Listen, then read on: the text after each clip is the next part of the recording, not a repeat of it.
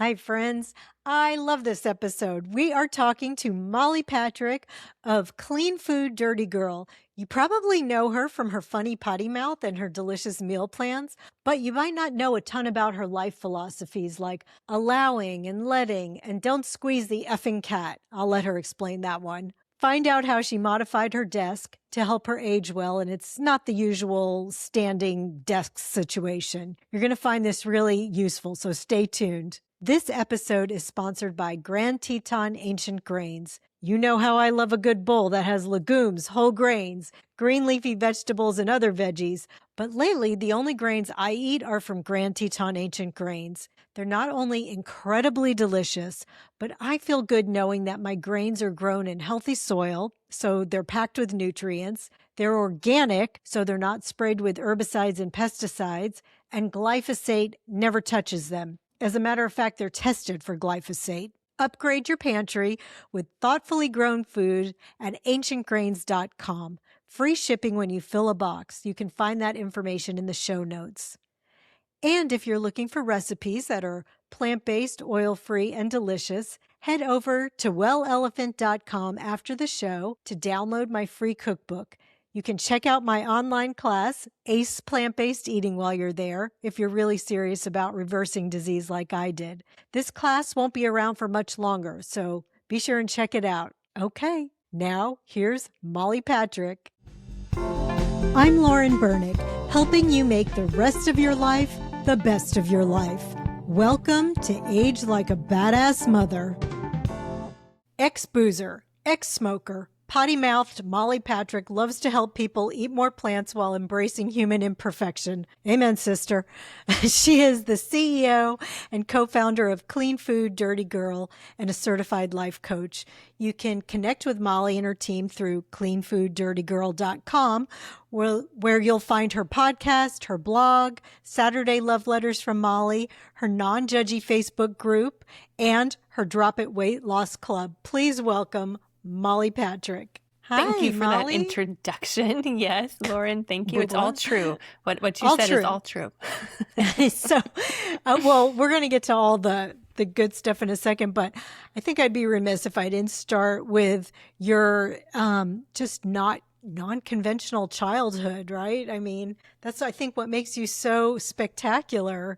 Can you tell a little bit about your upbringing? Yeah. So I guess it was really non-conventional. I really didn't realize it at the time because it's just kind of what I knew. But Right. my parents, like, people have to understand, my parents were really hippie kind of people.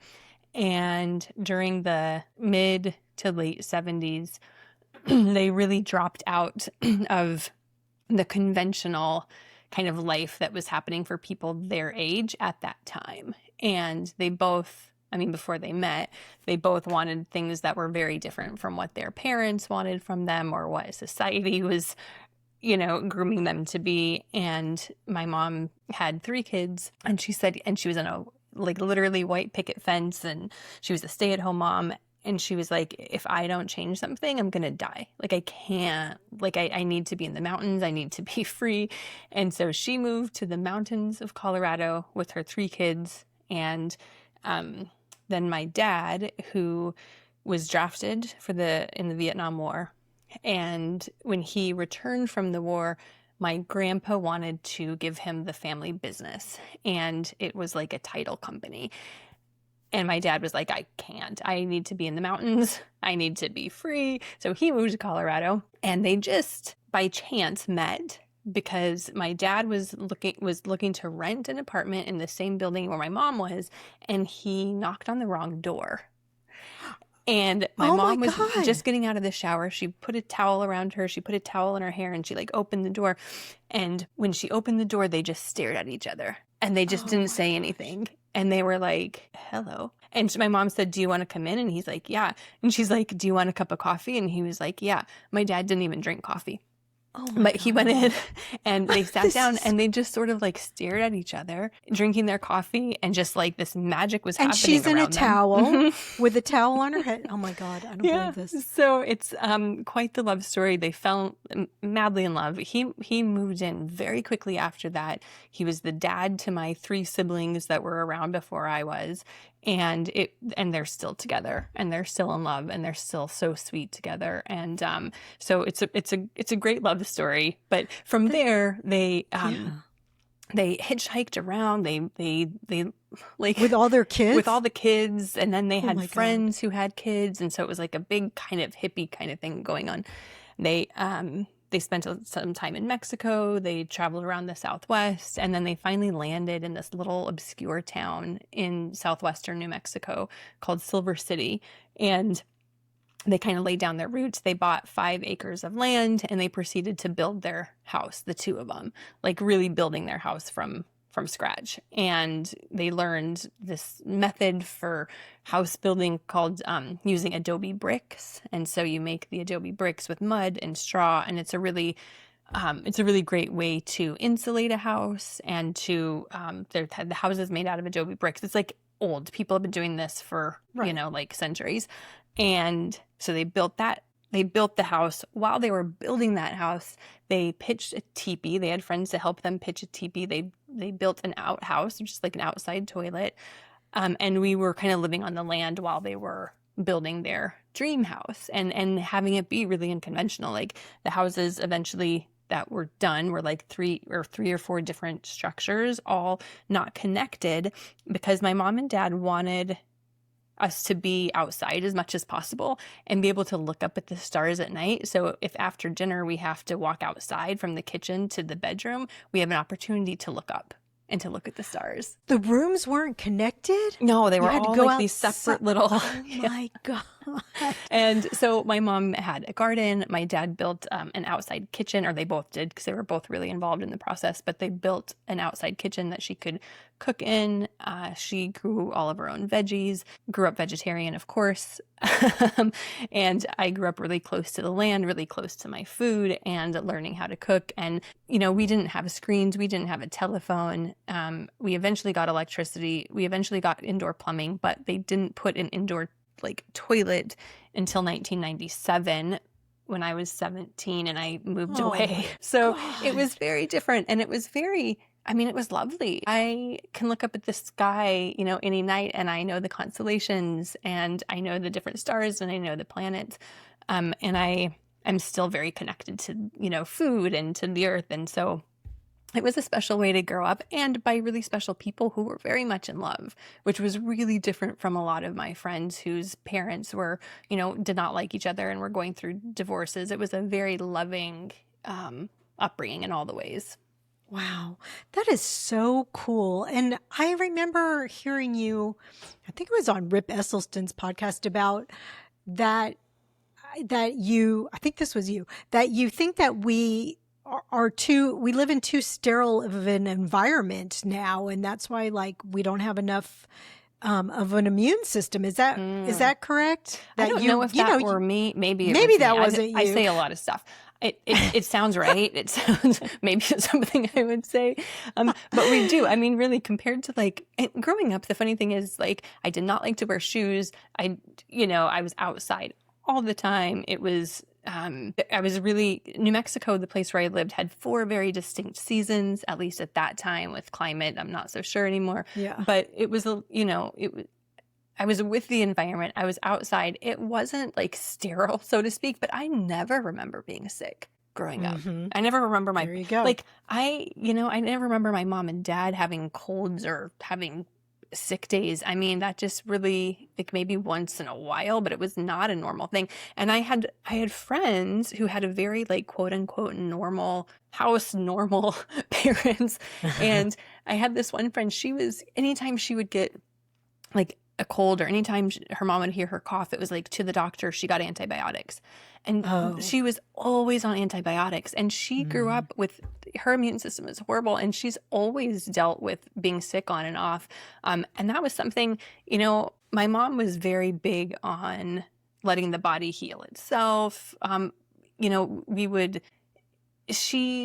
remember her saying one time when I was little, I get all of the nutrients I need from my food, apart from B12, right? But she's I let the food make me healthy. And so it was really that kind of an upbringing where we relied on our own bodies, but we treated our own bodies in a way that they remained, balanced as best they could. Yeah. And so you learned to cook from your parents? Yeah, my mom was always the one cooking. My dad, he can make toast, and that. So my mom loves to cook and still does. And so, when I was little, I didn't have a TV, I didn't have a phone, and there weren't like iPads back then because this was in the 80s. But I didn't, there were no. It was very rural, and so Hmm. I just kind of did what my mom did. And so if she was in the kitchen, I was kind of in the kitchen watching her. She would, showed me how to use a knife. She taught me how to, chop up things or stir things. And so I was just in there kind of being her little shadow and doing what she was doing. So yeah, I had that kind of foundation from really small. Yeah. And so how old are your parents now and what are they like and what's their life like? I'm really interested in them. My Yeah. gosh. So my mom is 82. She'll be 83 Wow. this year. My dad is going to be 78 this year. And my dad goes snorkeling like every day. He Where do does. they live now? They live on Maui as well. Oh, they live where you're on Maui, we should mention. Yeah, yeah. Yeah. And my mom does, meditation. She does yoga. She's still plant-based. My dad has had a few health things. My dad struggled with alcohol, and he probably since after the war.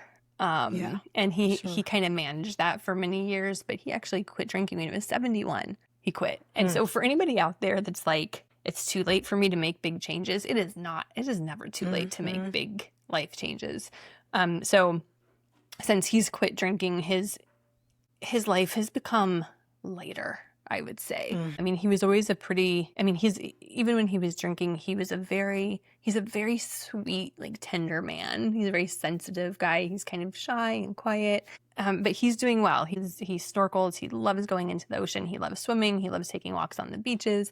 And then my mom is just like kick ass. She does not feel 82. She doesn't really look 82. She just goes. And she's like, sometimes she'll be like, I'm kind of tired today. I'm like, you are 82. She's like, I forget that. But they're both really, they have a lot of life in them. And you can sense that when you're around them. Does she like present like a 82-year-old, or is like her posture good and she gets her around posture really is quickly or Yeah. She scoots. I mean, I'm always saying like she has more energy than I do on days. Like she scoots around. Her back is really straight. She's really open. She is really spunky. She wears these really colorful glasses. She wears these cute clothes. She has this, she let her hair go naturally gray in her 50s. So she has this head of like really platinum silver hair, and she's stoked about it because she said she always wanted to be blonde, and now's her chance to be like super blonde. But yeah, they're great. And she still That's loves to awesome. cook. I mean, she's still, this is how they eat. They eat a whole food plant-based diet. And, it's so wonderful to have parents who you can enjoy being with and you can do fun things with.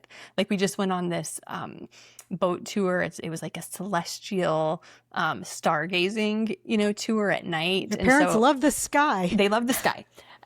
And so we were, we go on adventures together, and it's so great. I mean, I thank them so much for caring for themselves and for tending to their bodies. Even though my dad struggled with addiction, he still, he was able to balance that out somehow. And so I give them a lot of credit for doing that because it makes it easier on the kids, Yeah, for sure. Yeah. And so did they move you to Maui? Is No, that I how you moved them ended to up? Maui. Oh, I see. So Yeah. when did you move there? I moved to Hawaii in 2016, so it's been 10 years. Oh, And then I moved to the Big Island when I first got here, and then I love moved the to Big Island. Maui in 2019, and I've been here since. great. Yeah. The Big Island's like another planet. It's We went wild. there for our honeymoon and we've gone back a couple times. I'm like, this is like nothing. My husband used to love to surf, and so that's why we ended up there for our honeymoon. Oh. And it was really like nothing I had ever seen in my life. That's where Waipeo Valley is, right? Yeah. Is that Waipeo? Yeah. Yeah. I just remember going there and I was like, this place is nuts. It's crazy. It's just like the word for it that I have is just wild. Yeah. It is just a wild place. I mean, and there's so many different, like there's desert, there's jungle, there's like Yeah. lava fields. I mean, it's that you have like rocky lava beaches, you have white sand beaches. It's like there's so many zones, and Mm-hmm.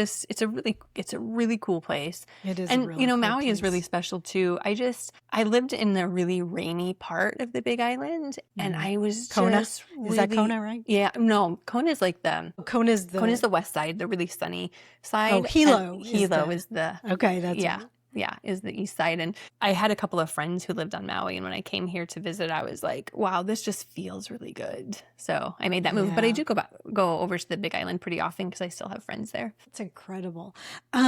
So let's talk about you, how you, now that we've exhausted about your parents, Yes. let's, I mean, but that's really interesting. Well, let's talk about first of all, what made you want to help people eat plant-based? Mm. And also tell me about that first. Then let me just ask one question at a time. I have a bad habit of like, I want to know everything. Yeah. Okay. Tell me about how that happened. I was either going to be a fashion designer or a fashion photographer. And so when I realized that like that world really wasn't for me, I was like, "Ugh, now what, And I ended up kind of circling back to my roots and how I was raised, and found that there was a lot of joy in helping somebody feel better through their diet and through their lifestyle. And it really gave me more of a sense of like purpose, and it just felt really grounding and it felt really right. And so I had several different jobs and opportunities and careers before I did what I'm doing now. But in all of those, it had something to do with helping people eat more plants, and just the changes I would see in people, the stories I would hear from people. And then the more I started reading about it and learning about the science, I was just like, wow, this is like, I can't imagine doing anything else. Yeah. And your specialty is like I guess you have it's meal planning, and you send recipes. Do you have an app, or how do you Yeah. send the recipes? Yeah, and it's funny because it's actually we released our very first meal plan 10 years ago. I saw that. I think it'll be tomorrow. And so we're Happy right anniversary. at our 10 years. Thank you. Thank you. Yeah. Um, it's no coincidence that 11 years ago I quit drinking, and it's been 10 years from this because I really found my flow after I quit drinking, which we can talk about later. But yeah. so I had tried a few different things in the business. I was slowly growing the community. I was learning how to have a online business. I was learning online marketing. I was learning all these things as I was going. And I tried different offers. I knew I wanted to do this. I knew I wanted to make money with this enough that I wouldn't have to get another job. And so I created a 6-week plant-based reset. And the reset was great. We had people joining, and they really got a lot out of it. They loved it. Not a ton of people, but enough to like keep going with this. And then at the very end of one of those resets, somebody asked the question of like, well, what do we eat now? And at the time I had just finished writing out my grocery list and what I was going to batch cook that weekend and what I was going to make throughout the week, because I had no time. I was so busy in the business. I was working really long days. I was wearing multiple hats. And the only way I could keep eating really healthy was to set aside a few hours on a weekend to batch a bunch of my food. And so that's what I had been doing for like the past year and a half. And so I wrote out I would write out my meal plans each week. And so this woman asked, and I was like, oh, I can just take a picture of mine and tell you what I'm doing. But I started thinking about it. I'm like, oh, if she's curious, like, I guess there's other people curious too. So I decided just to put all that down in a document, turn it into a PDF, put it into a classroom. And I kind of took a poll in our Facebook group, like, hey, is this something that you'd be interested in paying for if you got like kind of what I'm doing each week? And so I'd give you a new meal plan each week. Is that something you would pay for on a monthly basis? And people were like, yes, I want to be told what to do and how to, what to cook. And so, and the groceries and all of that. So that's how it started. And that was 10 years ago. And we still put out a meal plan every week. Recipes, we've, of course, a lot has changed. We hired some really, really smart developers to create this wonderful portal. And we now have over 550 meal plans, over Wow. 5,300 recipes that me and my team have created. So this is all in-house. These are all tested by us. Nothing is AI driven. Nothing is outsourced. It's all me and my little team who do this. So that's really how we monetize, Molly. and how we, Yeah. and to this day, really, I mean, the majority of our business is these meal plans. That's incredible. And oh my gosh. So do you ever repeat I mean, you have to repeat, right? Well, you just said you had 5,000 meal plans. Well, we have 5,300 recipes and 550 meal plans. So we don't do a lot of repeating. We have one of our main recipe developer, because in the beginning, I was doing all the recipes, I was doing all the meal plans, but I was like so close to being burnt out. I mean, in fact, I woke up one morning when I was doing all of this, and when I was putting in these crazy long days, not having a day off, and I woke up with vertigo. And I had so much to do, but my body was like, nope, that's it. You need a break. And I'm going to make you take a break because you're not allowing yourself to have a break. And so I had vertigo for like 2 days, and I was like, no, but there's so much stuff that I need to do. And I finally just, released. And once we started having members and having, recurring revenue coming in, I could finally hire some people to help. And that was really, really good, because I don't think I couldn't have gone at that pace for much longer. But one of the recipe developers who we hired, her name is Tammy. She's still with us. And I mean, she's just never running out of ideas.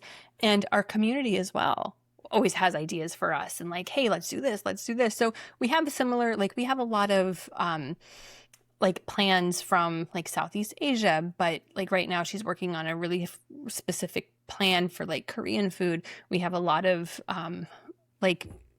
we have a lot of stuff in there, but we're always coming up with new ideas and new twists and new spins, because really whole food plant-based cooking is so much fun to like adapt recipes to. And so she can't imagine not having any more ideas, and I can't imagine having no more ideas. And so we just kind of keep going, and our members love it. That's incredible. Because I mean, sometimes I'm like, I don't know. I can't think of one more thing to cook. Yes, we answer that question for you. And not only that, but we tell you, hey, buy this, batch cook this, we'll give you the plan. You just got to follow it.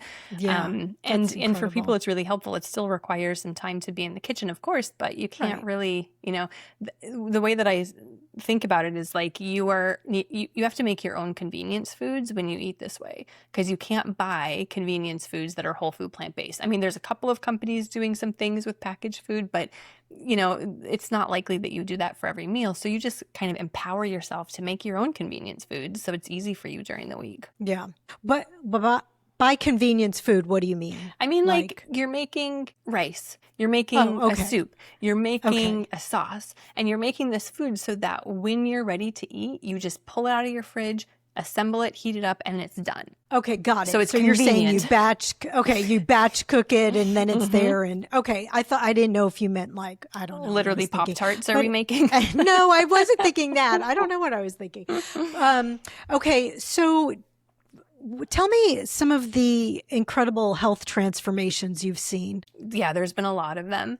And we've had so many, members over the years who, one thing that was really important for me in this business and just in my life is to really meet people where they're at, and to have a very safe, inclusive space for anybody, regardless of where they're at on their journey. So we have a lot of people who feel welcomed, who might not have necessarily felt welcomed in other communities.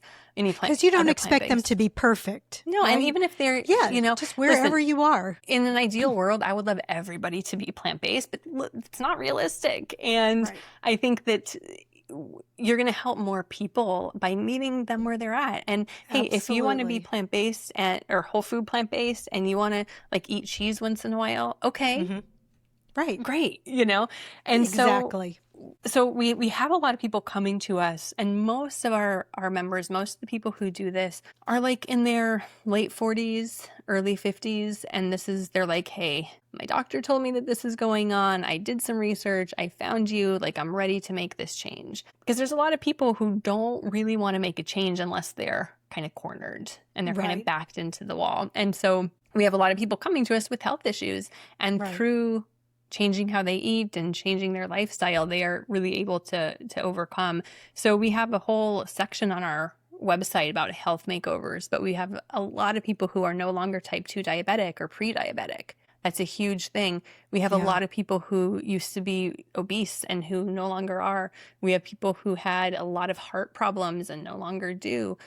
We have people who had really chronic inflammation, and that has cleared up. I mean, we've had people who had really bad eye problems, and through changing diet and lifestyle, their eye problems have cleared up. Really? Yeah. Like what? What kind of eye problems? I haven't heard a lot Glaucoma, about that. for one. Yeah. What? Yes. Yeah. It's crazy. I mean, I've talked to so many of our members who have had so many just crazy transformations.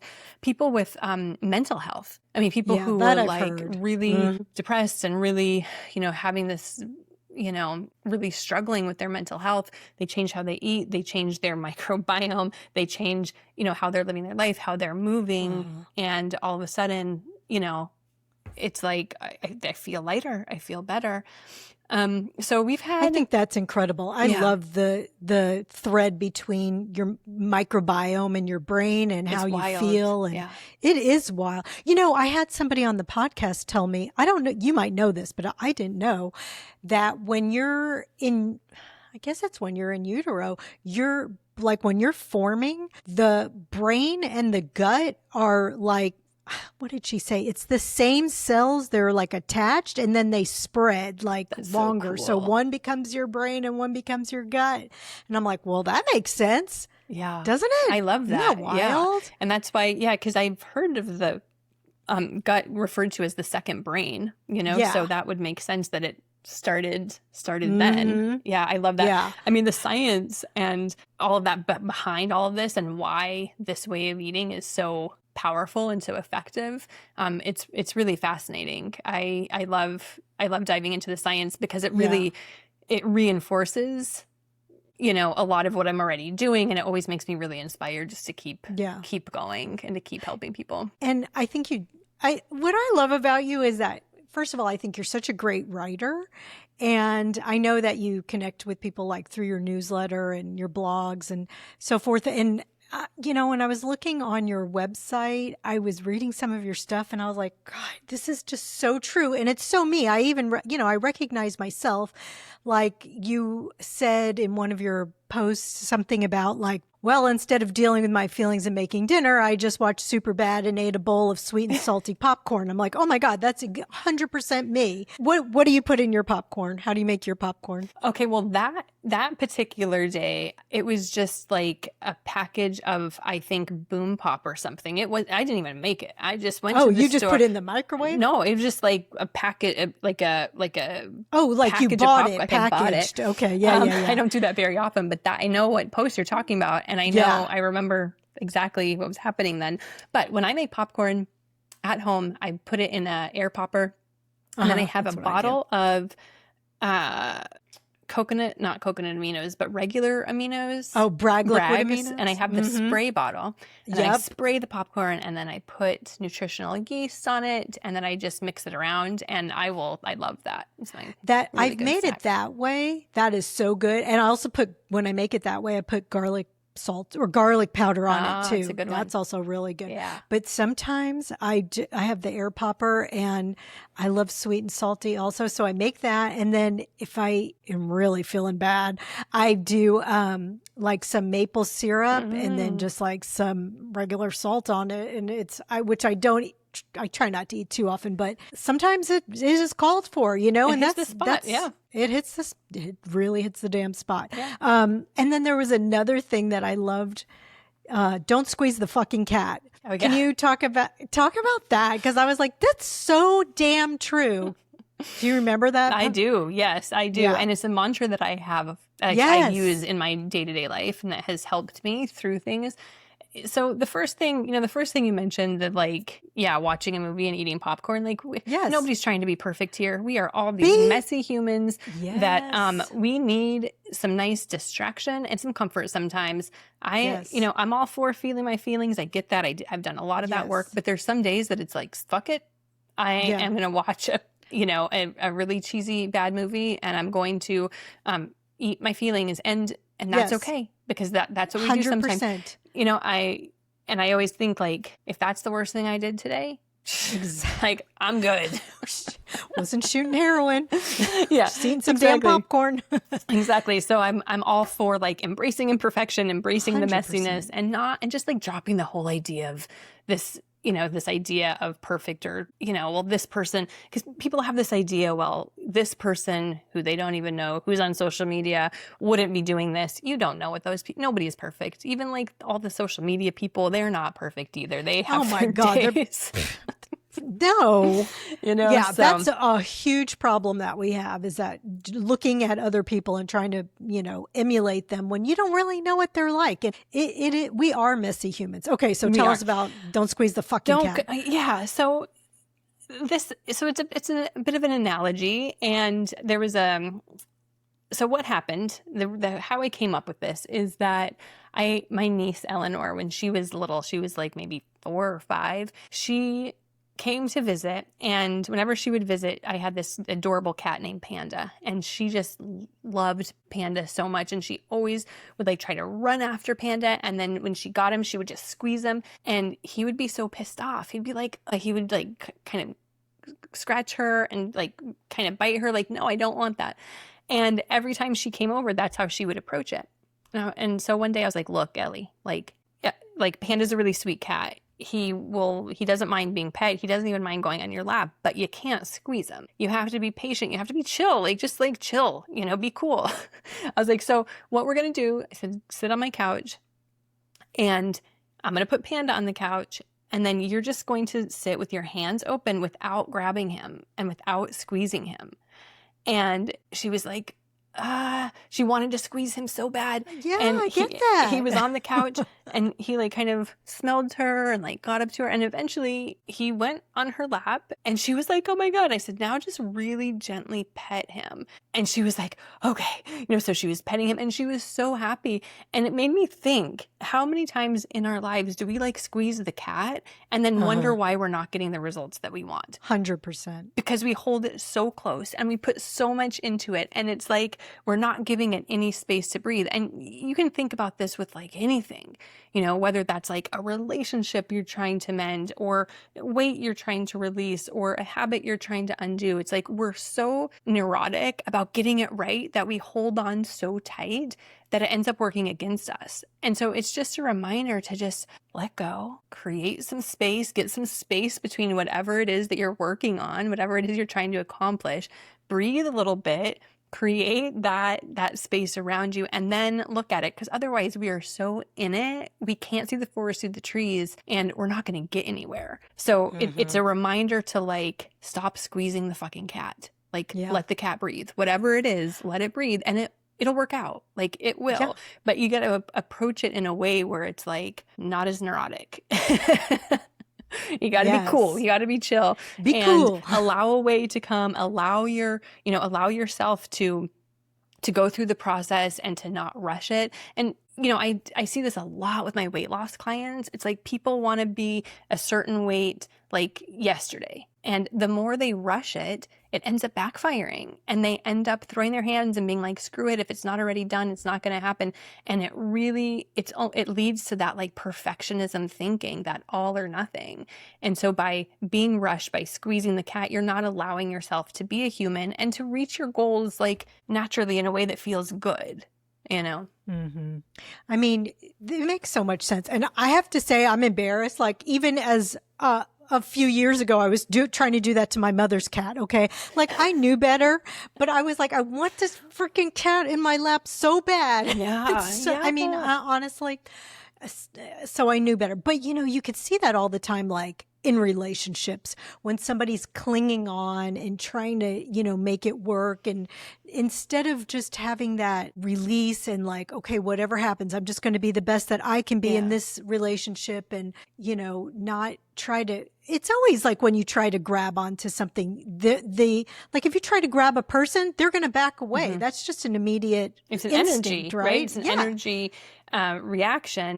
The way that I think about it is if you are in a rush to get someplace, or if you want something so bad that you have to have it now, that's coming from pain. Like there's some kind of pain because you are wanting something that you are not having. And so you're in pain and you're also not accepting what is right now.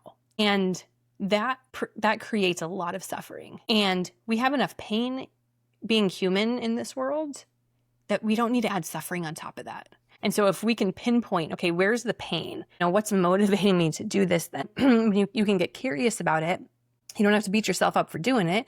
You can just get curious, understand yourself a little bit better, and understand what steps you can take that will actually support you in this. I always say that well, I didn't make that saying up. I know I read it somewhere, but that the suffering doesn't come from what you're experiencing. The suffering comes from not accepting it. Yeah, or what you're thinking about experiencing it. That's right. Yeah. Exactly. I know. So yeah, acceptance goes a long way, releasing, letting things be. Yeah. Letting. It's hard because we want control so bad because we don't have a lot of control. I don't know if you've noticed, but like there's a lot of shit that we cannot control. And we're put in these human bodies with these human brains. We know we're going to die. We know that the people we love are going to die, but we don't know when.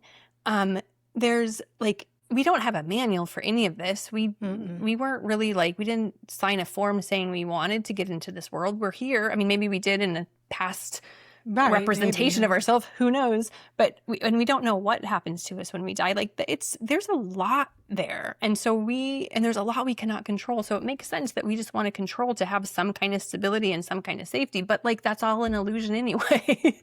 But also we've been conditioned to like chase things down. Like if you really want something, you have to go for it and you have to chase it down and you have to hustle and you have to dream big and go for it, and so there's culture. That conditioning, that culture, that conditioning. And so it's no wonder. And then it creates all this stress and drama and anxiety and, and that's one way to do it. Right? Like you can hustle yourself, you might be totally burnt out and that might be short-lived, but there's a lot of different approaches to take, right? Yeah. So explore the ones that make you feel that make you feel expansive, that make you feel like, you're supported during the process. Yeah. That's a good point. Well, let's talk a little bit about your, smoking and drinking days. Oh, yeah.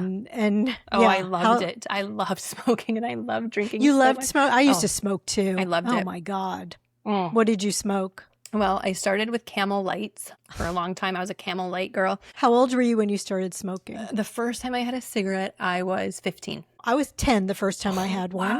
Wow. My parents gave it to me. Wow. My parents were the opposite of your parents. But they gave it to me thinking, oh, well, this will make you not like it. But then I really started smoking when I was 15 and my parents highly approved of it. Interesting. Oh, that's different. Yeah. My mother told me it would curb my appetite. So it was good. Uh-huh. I hear so many things like that with my weight loss clients. It's crazy. Okay, so tell me. Yeah, so you were 15. I was 15. I started with Camel Lights. Camel Lights, yes. And then eventually I moved to American Spirit Yellows. Oh, yes. That was my friend used to smoke those. Yes, I love those. And yeah, I would smoke with my coffee. I would smoke while I was drinking. I would smoke when I was stressed. I would smoke when I was happy. Like, I just loved the act of it, having it in my finger, feeling the smoke in my lungs. Like, I just really, really loved it. And like, I knew it was bad for me, but it was great. And then I started drinking. The first time I got drunk, I was 14. Provided some kind of relief for me. I was always kind of a intense, deep, anxious human for some reason. I don't, and it wasn't my upbringing. My upbringing was like very loving and very idyllic. But it has to be, there's the nurture and there's the nature, right? Yeah. And so there was a course. part of me that was always just kind of nervous and anxious, and um, I took things very seriously. Everything was very serious. And the first time I got drunk, I was like, oh, this feels really good. It's like a weight has been lifted. Like, we should do more of this. And so I just kind of kept going with that. And, to various degrees throughout my teenage years and my 20s. Did your parents know you were drinking? They did. And they knew that people my age drank. They didn't know how much I was drinking. And they certainly were like, okay, so if you're going to do this, like, let's talk about some safe ways to do it. Like, let's make sure you're not drinking and driving, for example. So we talked about it. But I was one of those humans that was like, I'm going to do whatever I want. Like, it's cute that you're talking to me about this and I'll have this conversation. But at the end of the day, I'm going to do whatever I want. So I kept going with it, and I drank all through college, through my 20s, early 30s. And then I was 35 and I was like, I'm going to die. Like, I can't do this anymore. I felt so spiritually bankrupt. I felt so, it's very weird to try to explain it, but I felt really like light and really thin. Not in like a weight body way, but like I wasn't strong. Like, I was just all of my strength, and not just my body strength, but like my spiritual strength, my spirit was like so depleted that I was like, if I keep going, like it's not going to end well. And I can't do this anymore. And I had tried to quit a few times, but I was really, really hooked. And so when I was 35, I made that choice to quit drinking, quit smoking, and I got ready to be really uncomfortable. And I thought, you quit at the same time, drinking and smoking at the same time? Oh, damn. And I thought like to cold myself, turkey? Yeah. And you thought okay, sorry. I That's it. interrupted you. And I thought, and I was really scared. I was like, I don't know who I am without drinking and smoking. I don't know how to socialize. I don't know like how to live my life. I don't know, I don't know how to have fun. It's going to be so boring. It's going to be like, that was one side. And then the other side was like, yeah, but Molly, you like really need to quit, because otherwise you're not going to be around to even enjoy your life, and it's probably going to be, not that, like, something's going to happen. I just had this idea that something was going to happen. And so I was prepared to have a really boring life. I was prepared to be in a lot of pain. I was prepared to feel really horrible. And I was like, I'm saying yes to that. I'm accepting that if I can be free of these things that are now like, have me around, with a leash. They're in control, not me anymore. And so if I can be free of that, then I'm willing to be really bored the rest of my life. I'm willing to be in pain, and I'm willing to like not feel good. And I just reached that point where I could say, yeah, I can do that. And it was hard, and it, still is sometimes, but I have moments where I'm like, wow, a cigarette would be really good. Or wow, sometimes I see people who can drink and have one drink, and I'm like, God, that must be really nice. But, it's nothing that I would ever consider doing again, because the benefits and because how I feel and because my life has, expanded so much. And I am, I can't imagine ever going back to that. Yeah. And so it's been 11 years now since you quit smoking? 11 years. June 15th, it'll be 11 years. Oh, wow. So does that make you, 45, 46? I will be 46 this year. Yeah. Yeah. And can you, okay, well, are you finished talking about that? Or like, what was the first day like when you weren't smoking and drinking? The first day was amazing. Well, it was? The day after the first day was amazing, because I woke up and I wasn't hungover. I woke up and I was like, oof. Oh, you were drinking so much that you were hungover every day. Oh, I was drinking a lot. By that point, I was like how drinking much? A lot. I could drink 2 bottles of wine by myself at night. Oh my God, are you kidding me? And a pack of cigarettes. Yeah, no. I had a very high tolerance, and I could, and it was a daily thing. What were you drinking? Red wine? Red wine, white wine.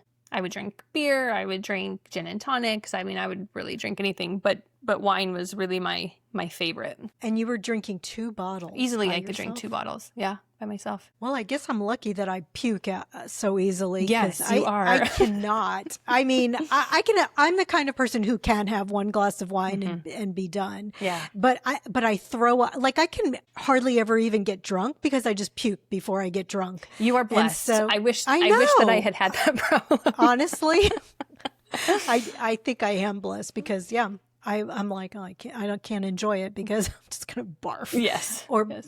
then the room will start spinning.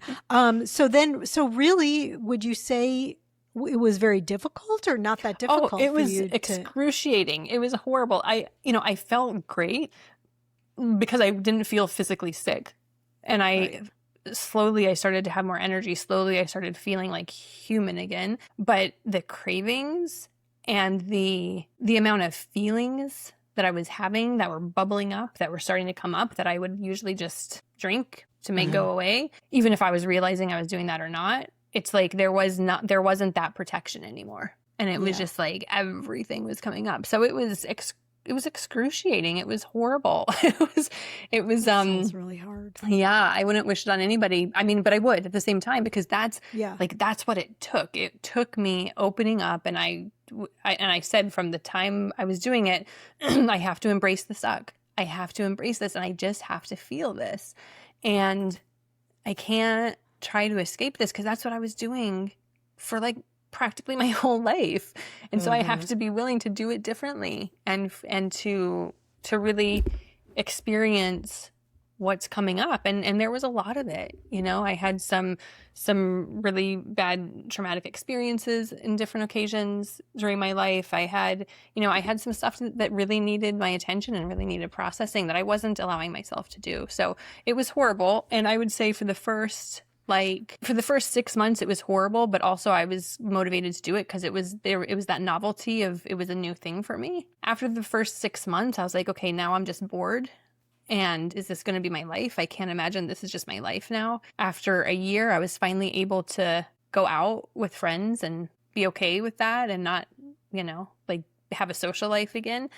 And about 2 years after I quit was the first time I had a genuinely fun time without alcohol. And I had gone to it was in Hilo actually. And there was a little venue who had they had live music, and then there was an artist who was going to be doing a live painting to the music. And it was a small little venue, and it was a singer who I really liked, really low-key performance. It was a free event. So I went, and his music was just so good. I was watching her doing this amazing painting live as the music is going on, and I was so inspired by the creativity and the music that I got up, and nobody else was dancing, and I just started to dance. And that was unheard of for me if I wasn't, inebriated. I really felt uncomfortable dancing, but like I was just feeling it. Like I just got up and I danced, and I felt so good, and I had the best time. Like I started crying because I was like, oh, Wow. I'm going to be able to have fun. Like I'm going to be able to be okay. But that was 2 years after I quit. 2 years. Mhm. That's a long time. Yeah. And did you go to meetings, or you just did this on your own? You just did it on your own. Mm-hmm.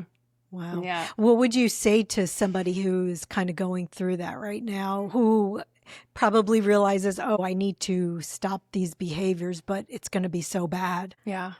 Yeah. Well, it is going to be really hard. And I think just it's hard and it's worth it. Both are true. It will get easier. It does get better, but you got to go through that initial time of just having it suck. And just being open to having it suck, and just knowing that any feelings that come up along the way, they're not going to hurt you as much as the booze is.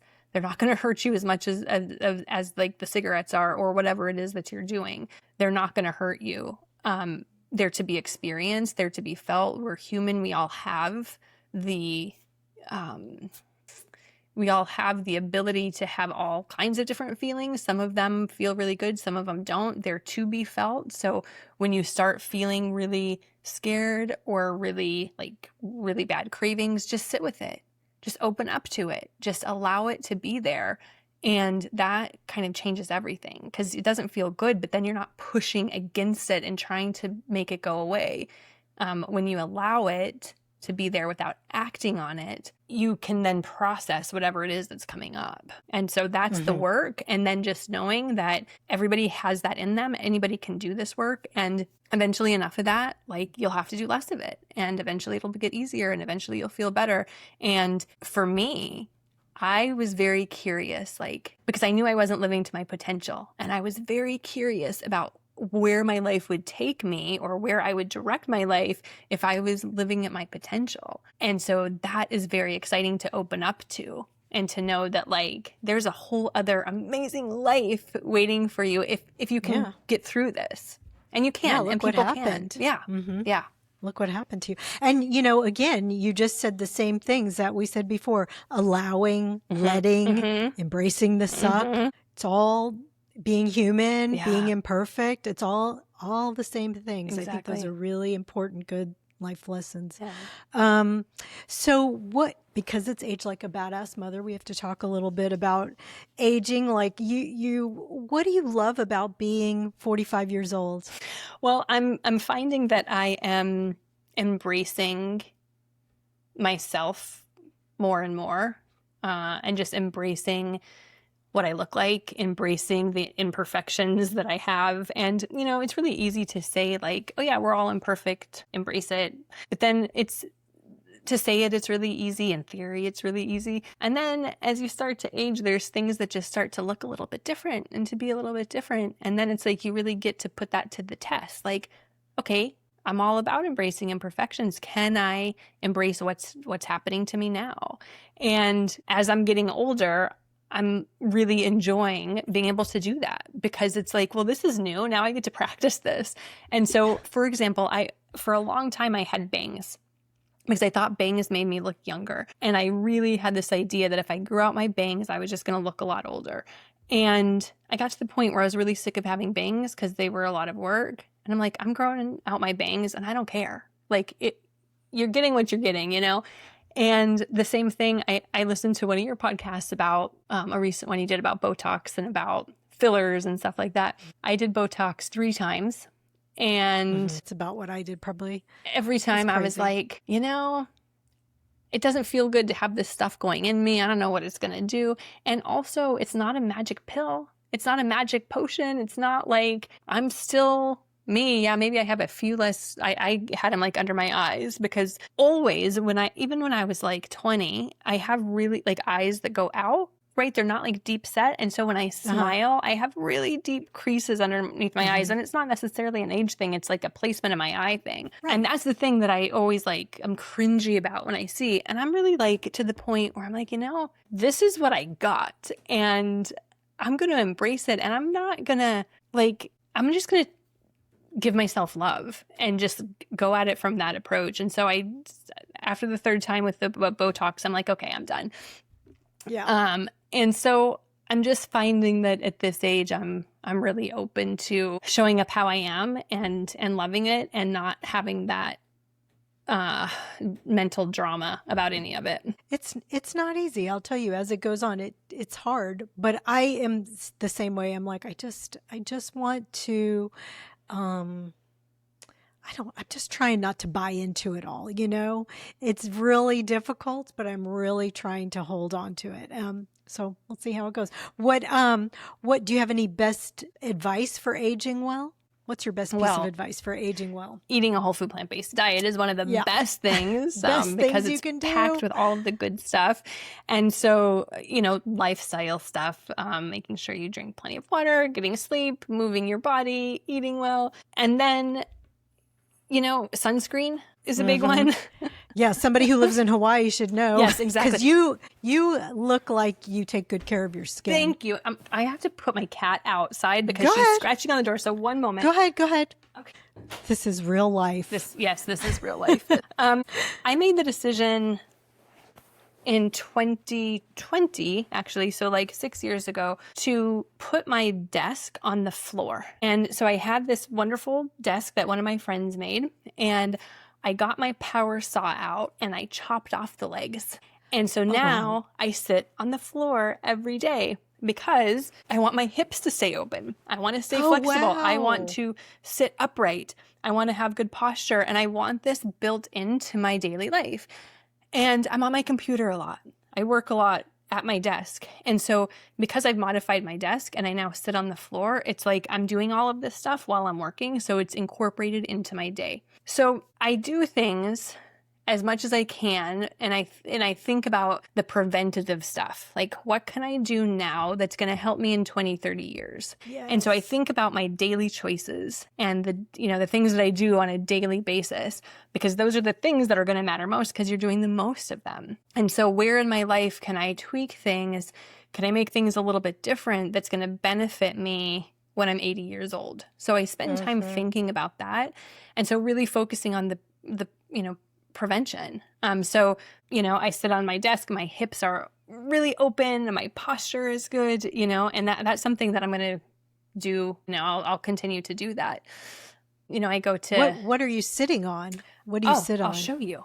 So I have because it looks like a little. So I have this little chair that's you can't probably see it if you're listening to this, but it's like a floor chair. Oh, yeah. And it looks like a stadium seat. So it just looks like a chair without legs. Yep. And then I have this meditation cushion. A meditation pillow, like a bean. It sounds like a bean bag. Yeah. My mom made it for me, of course. It's filled with buckwheat, actually. But so I don't really use the back of the chair to sit. I just, like, sometimes if I'm on, like, the great thing about being on the floor is that you can't be on the floor for a really long time without changing your position. Yes. And so I'm always like moving my legs and that's good. Like when you sit in a chair, you can stay there for a ridiculous amount of time without getting up, without moving. And so that's one of the things that I love about this. So that's so smart, Molly. That's so smart. Thank you. I've never heard of anybody who's cut the legs off their desk and most people are standing at their desk, Yes. Like instead of just cutting the legs off. I just took the saw and just like, I felt like such a badass doing it. I was like, these legs got to go. That is badass. Oh my God. I love that. So I do that. Awesome. I go to the gym. Yeah. I used to really hate working out. And then recently I've changed my mind about that. And I'm like, working out is a gift and I can't not like a gift. And so I am going to see it as a celebration and see it as this is me doing it for my future self. And I'm going to really enjoy it. So I do 3 days a week of weightlifting. I have a really awesome trainer who I really like. And then I walk every morning. And so like nothing crazy, but just, and then plus I go swimming sometimes. I play pickleball sometimes. So I just try to stay active. And then, the sunscreen part, really important. I am very fair. I've lived in Hawaii 10 years and people are like, wait, you live in Hawaii? You don't look like, why are you so white? Like That's good. I cover up, put on sunscreen. I always wear long sleeves. I wear a big hat. I wear sunglasses. It's not I'm not going to win any fashion awards, but I don't care. I'm like, I'd rather be protected and uncool than cool. And then risking melanoma later on. Yeah, that's really smart. Is sunscreen your favorite health or beauty product, or do you have another one? Yeah, well, I have, so I do a daily sunscreen for sure, but there's 3 brands that I really like. And can I say them? Are you okay? Yeah, of course. Okay, and I don't get paid from them. Like, no, this isn't of course. Sponsored or anything. No, I love it. So there's one called Osmia, and it's a small women-owned brand out of Colorado, and they make really great health and beauty skincare products. So I love their stuff. And then there's how do you spell that? It's Osmia. And the woman who owns it, she is all about really aging naturally and taking, she's going gray and she's kind of documenting her journey on that on Instagram. She's amazing. Her name is Sarah. Cool. She used to be an ER doctor, and she developed perioral dermatitis, which is like a dermatitis of the skin that's really terrible. And I developed it in 2019, which is how I found her. Oh. And so I actually interviewed her for the podcast, and I changed a few things in my life that would help my skin condition, which it did. And that was after like a year of trying to figure it out. But she quit her ER doctor job to make soap because she wanted to figure out like how to make better skincare for women. So I love that brand. They have great products. And then there's a brand called Ursa Major. They're out of Vermont, and a lovely woman owns that. They have really nice like serums and just facial like lotion and stuff, no icky ingredients, and pretty reasonably priced. And then it's on brand for the stars. Yes, exactly. Exactly. And then the last one is a little brand out of New Mexico called Super Salve. And they've been around for a long time, but I love their like skin butters and their lotions and stuff. And all of this stuff doesn't have any, like you could eat this stuff, right? My mom always said, don't put anything on your skin that you wouldn't put in your mouth. So I've always lived by that. And then the sunscreen I use is by a brand called My Shell. It's MYCHELLE. And I've seen that at the stores. Yeah, and they have a really good sunscreen that I use just for every day that I put on after my moisturizer. Because even if you don't go outside, you're still getting light from the computer, and you know, you still need to protect your skin from like even windows. And so I use their, they have like a sunscreen serum that I use every day. And then there's another like 50 that I'll put on my face when I go out. I forget the name of that one, but those are like my 3 top brands. Thank you for sharing that. I think that's good. Yeah. And then my last question, what's your favorite concert you've ever been to? Oh, geez. Well, you know, the concert that I mentioned, it wasn't really a concert, but that guy playing music that night with the painter. Yeah. I mean, I will like forever hold in my heart very tenderly and dearly, because it allowed me to feel something that I didn't know I would feel again. And so that was like, I think one of the most profound, it wasn't like a concert, but my dad took me to see Pink Floyd when I was like 12. It was amazing. Oh my gosh. He also took me to see the Rolling Stones when I was 13. He took me to see Neil Young when I was around that age. So, and my dad really loves rock and roll. So those were really great because I was able to do that with him. So that was really fun. I would say I saw Brandi Carlile at a really wonderful outside venue in California. It was amazing. And my other favorite, I have a lot, but my other favorite would be India Arie. And I saw her at the same venue I saw Brandi Carlile, but she put on an amazing show. She is such a, are you familiar with her singing? I've heard of her, but I honestly am not sure who she is. Okay. But you should look her up. Her music is... India, what is India Arie. Yeah, I've heard of her. Yeah, her music, she's amazing. She's very spiritual. She has that light about her that just like you can't look away from. And she writes all of her own music, and it's very inspired and very lovely. So those are some of my tops. That's good. Those are all good ones. I mean, I don't know who you saw the night you were realizing you could have fun again, but all of those sound really good. Yeah, his first name is James. I forget his last name even, but yeah, I'll have to go back to that. Wow. Well, thank you so much for talking to me, Molly. I've just adored meeting you. You're as promised. You're just, you didn't curse as much as I thought you would, but yeah, you really other didn't. Than that, it was pretty good. Yeah, I really didn't. I don't know. Yeah, you can give one right now if you want. But I fucking loved being on this show, Lauren, with you. I fucking loved having you. Thanks so much, Molly. Thank you for having me. Bye-bye. Thanks for listening, friend. From my heart to yours, be well until we meet again.